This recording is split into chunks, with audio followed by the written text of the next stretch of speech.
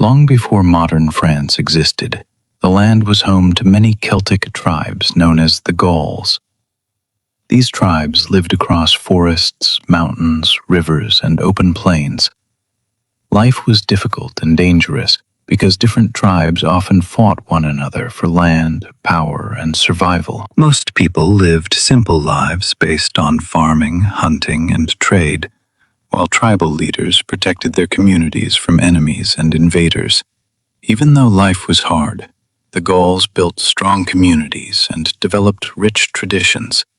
They believed deeply in nature and respected spiritual leaders called druids, who guided religious ceremonies and taught important knowledge.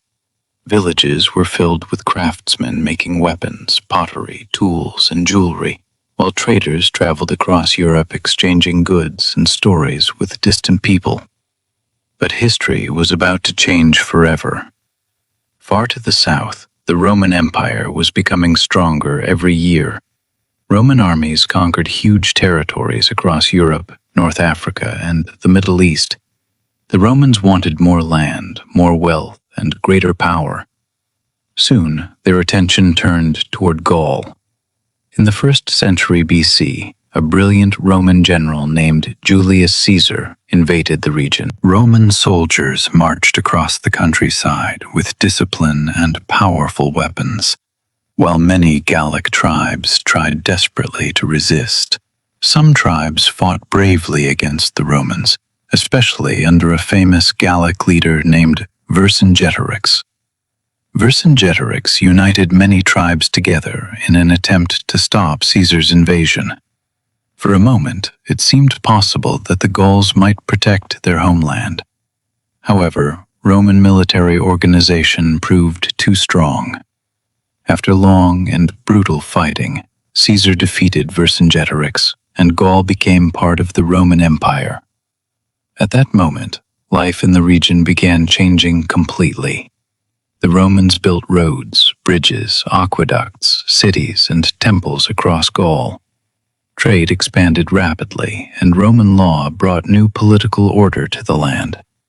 Latin slowly spread across the region, eventually developing into the French language spoken today. Large towns grew richer and more organized under Roman rule. Markets became crowded with merchants selling wine, olive oil, cloth, and metal goods from across the empire. Roman culture mixed with local traditions, creating a new society that was both Gallic and Roman at the same time. For centuries, Roman rule brought stability and connection to a wider world. But even the greatest empire cannot last forever. By the 4th and 5th centuries, the Roman Empire faced serious problems. Corruption weakened the government, while economic troubles and invasions threatened the empire from many directions. Roman armies struggled to protect such a massive territory, and slowly, Roman power began collapsing. As Rome weakened, new groups moved into Gaul from northern and eastern Europe. Among these groups were the Franks, a Germanic people who would eventually give France its name. One important Frankish leader was Clovis I. In the late 5th century, Clovis united many Frankish tribes under his leadership. He became king over a large territory and helped create the foundation of medieval France.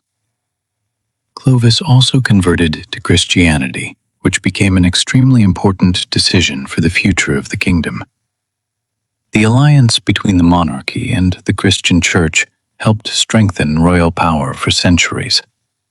Churches and monasteries spread across the land, while priests became important figures in daily life. Christianity slowly united many communities under shared beliefs and traditions. As centuries passed, France slowly developed into a strong medieval kingdom. However, life during the Middle Ages was often harsh and uncertain.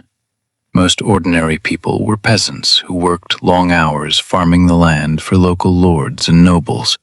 Wars, disease, hunger, and cold winters constantly threatened survival. Castles stood across the countryside while knights fought battles to protect land and power. Yet slowly, towns and trade began growing again. Markets became larger, while merchants traveled between cities exchanging goods from distant regions. Paris slowly developed into one of Europe's most important cities. Schools, churches, and centers of learning appeared while French culture continued becoming stronger. Then, during the 8th century, one ruler helped shape much of Europe's future. His name was Charlemagne. Charlemagne ruled a huge empire covering large parts of Western Europe, including much of modern France. He encouraged education, religion, and government organization while supporting scholars and church leaders.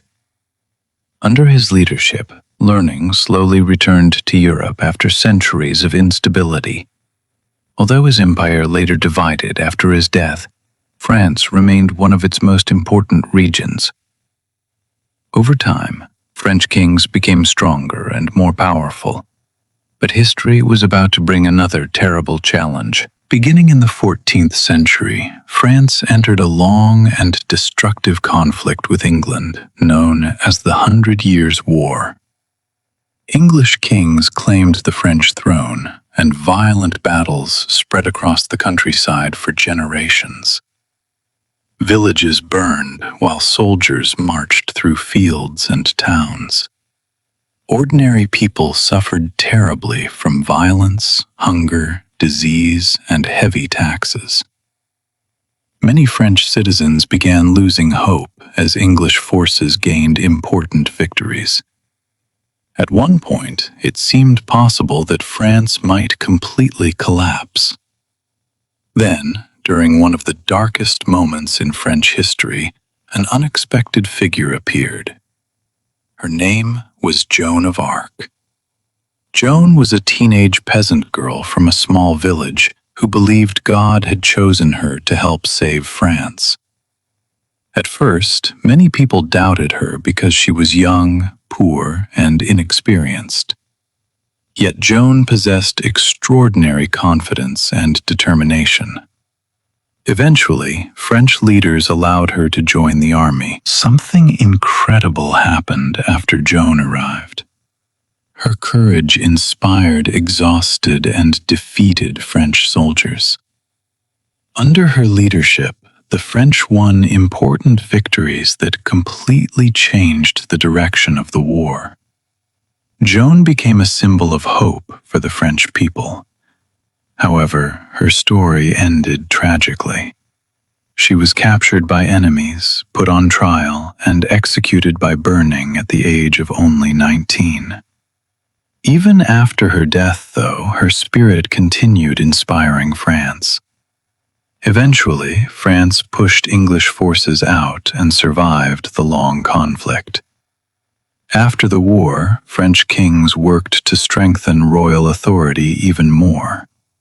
Powerful monarchs built magnificent palaces, organized strong armies, and expanded their influence across Europe. Paris became a major center of culture, learning, and beauty. Artists, architects, writers, and thinkers helped shape French identity.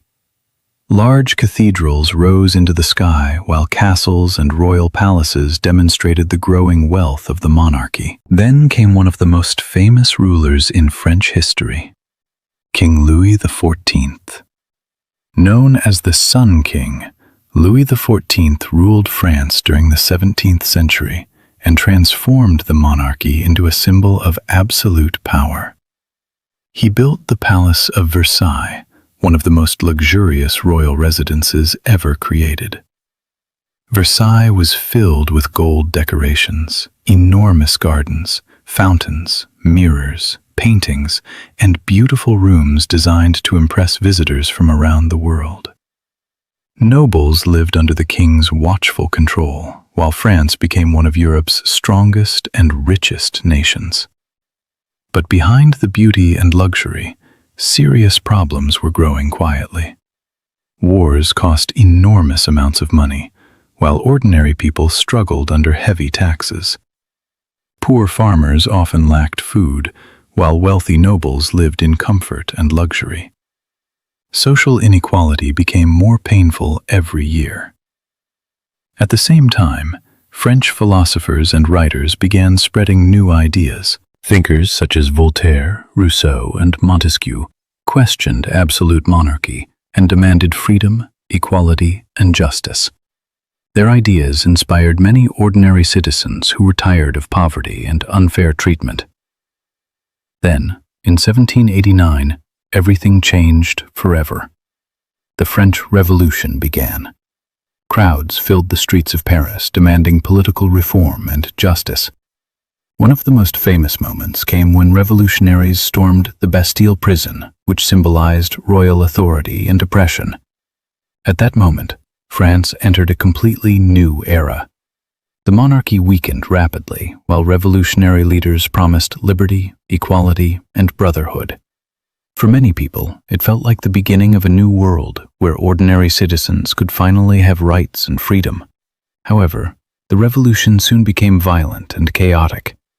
Political enemies were arrested and executed during the Reign of Terror. King Louis XVI and Queen Marie Antoinette were both killed by guillotine, while fear spread across the country. France became unstable and deeply divided. Many people wondered whether peace and order would ever return. Then, a young military leader rose to power. His name was Napoleon Bonaparte. Napoleon became famous through brilliant military victories and strong leadership. He promised stability after years of revolutionary violence and confusion.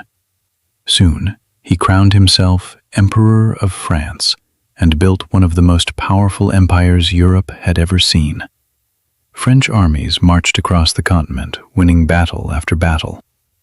Napoleon changed laws, government systems, and education throughout many regions. Some people admired him as a genius who spread modern ideas across Europe, while others feared his growing ambition and military power. But something unexpected eventually happened.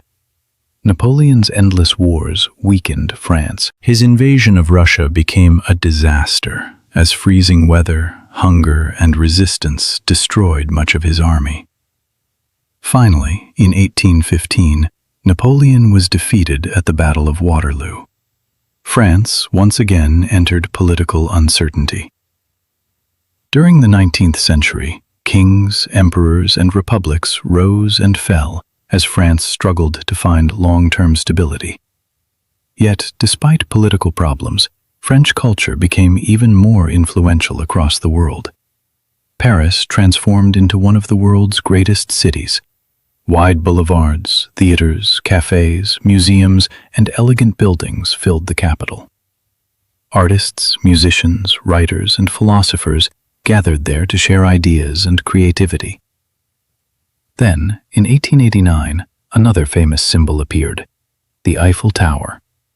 Built for the World's Fair in Paris, the giant iron structure shocked many people at first. Some critics even called it ugly. But over time, the Eiffel Tower became one of the most recognizable landmarks on Earth and a symbol of France itself. However, the 20th century soon brought terrible suffering. World War I devastated France.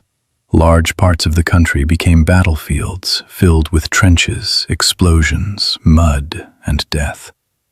Millions of soldiers died, while families across France experienced enormous grief and loss. The war finally ended in 1918, but peace did not last long.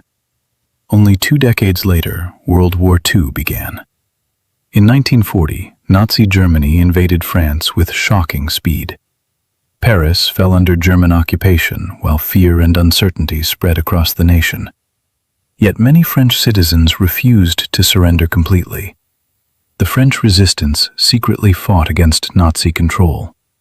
Ordinary men and women risked their lives carrying messages, hiding refugees, and helping Allied forces. Finally, in 1944, Allied armies helped liberate France. Crowds celebrated joyfully in the streets as Paris became free once again. Although the war caused enormous destruction and suffering, France slowly rebuilt itself after the conflict ended. After World War II, France focused on rebuilding democracy, strengthening the economy, and improving modern life. Factories reopened, while industries, technology, and transportation expanded rapidly. France also became one of the main supporters of European cooperation. After centuries of war between European nations, leaders wanted peace and partnership instead of endless conflict. At the same time, French culture continued influencing the entire world. French fashion, cinema, literature, food, philosophy, art, and architecture became internationally admired. Millions of tourists visited France every year to experience Paris, castles, museums, countryside villages, and historical landmarks. Today, France remains one of the world's most influential countries. Its history still lives everywhere across the nation. Ancient castles stand beside modern cities, while medieval churches rise above busy streets. Revolutionary ideas about liberty and equality continue influencing global politics even today. But the story of France is not only about kings, emperors, or revolutions. It is also the story of ordinary people who survived wars, invasions, poverty, occupation, and political chaos while continuing to rebuild their country generation after generation. Perhaps that is why France feels so powerful in human history, because France helped shape ideas about freedom, democracy, art, beauty, and national identity that influenced the modern world deeply. From ancient Gaul to the Roman Empire, from medieval kingdoms to revolutions and world wars, France experienced some of humanity's highest and darkest moments. And even today, when lights shine across the streets of Paris or church bells echo through quiet villages in the countryside, France still carries the memory of every generation that helped build its remarkable story. This is the history of France, a land of kings and revolutionaries, of beauty and suffering, of war and rebuilding, and a nation that continues inspiring the world through its long, emotional, and unforgettable journey through history.